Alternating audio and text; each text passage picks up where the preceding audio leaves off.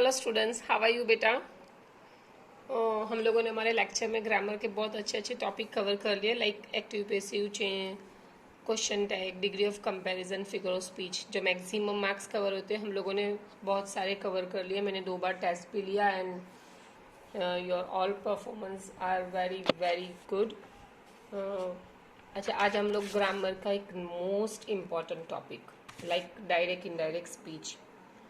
आप लोगों को पता है ये डायरेक्ट इनडायरेक्ट स्पीच है ना, ये सिर्फ आपके स्टैंडर्ड में नहीं आएगा। आप जहाँ तक पढ़ोगे, जहाँ तक का मतलब समझ रहे हो ना, कॉलेज भी या इससे आगे भी पढ़ोगे ना, ये आपका पीछा छोड़ने वाला नहीं है। इसके लिए मैंने बहुत डिटेल में और बहुत सोच समझ के ये टेबल तैयार किया है स्पेशली आप लोगों के लिए।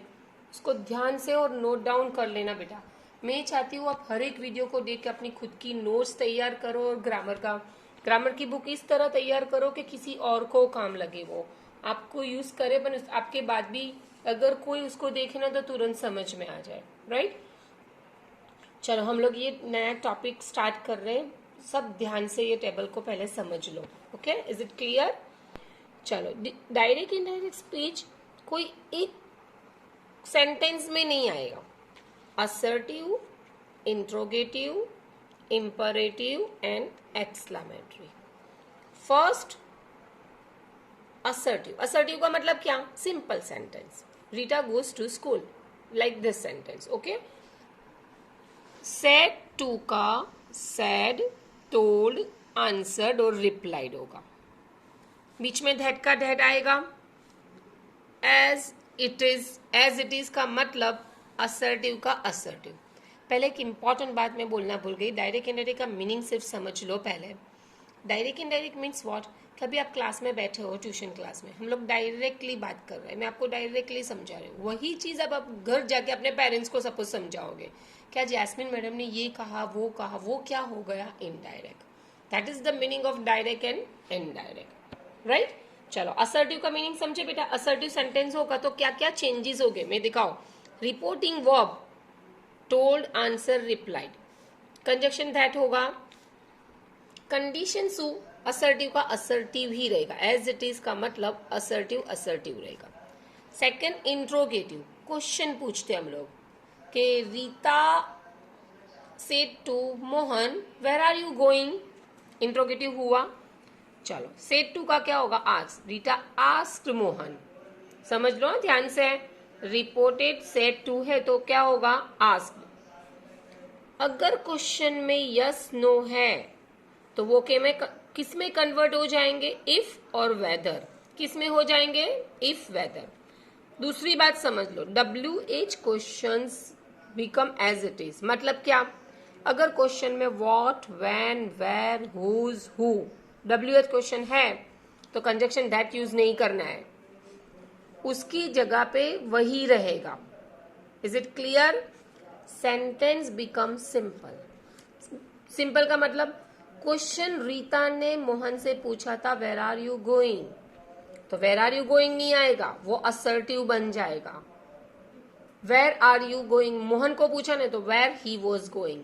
वेर का वेर रखा मैंने, he was going, he was going, मैंने सिंपल किया। अगेन समझा रही हूं। इंट्रोगेटिव सेंटेंस का मतलब क्वेश्चन वाले। सेड टू का क्या करना है आपको? आस्क्ड। यस नो होगा वो किस में कन्वर्ट हो जाएगा? If weather.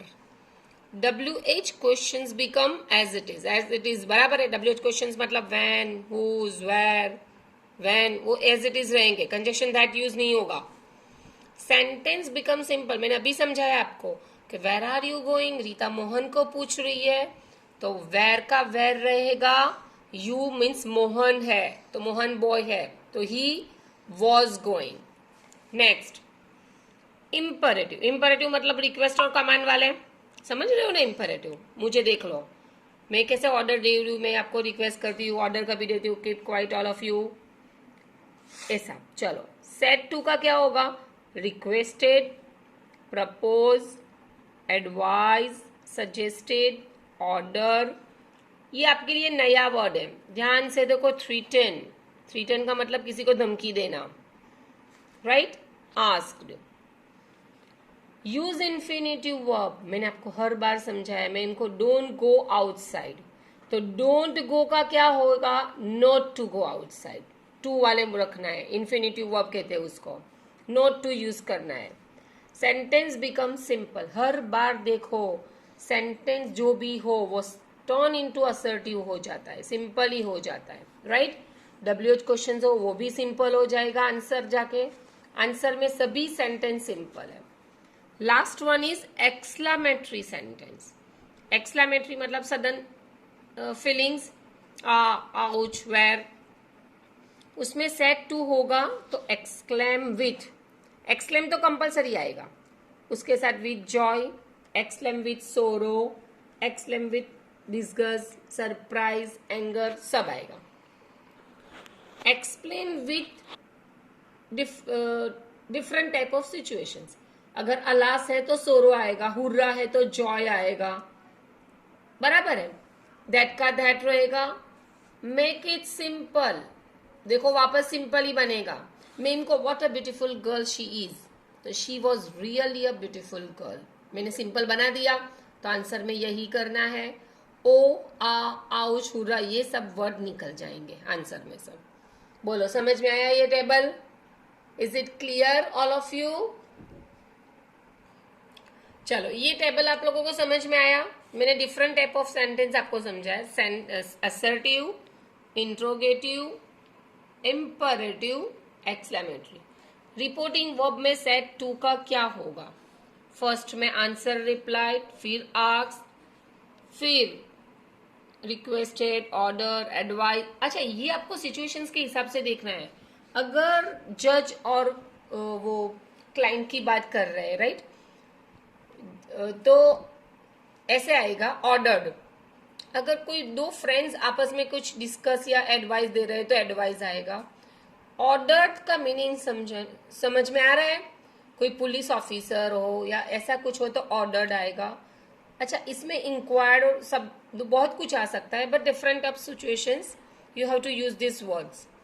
चलो इन्फिनेटिव टू, डोंट होगा तो नॉट टू आएगा, ने डोंट नहीं होगा तो अकेला टू आएगा।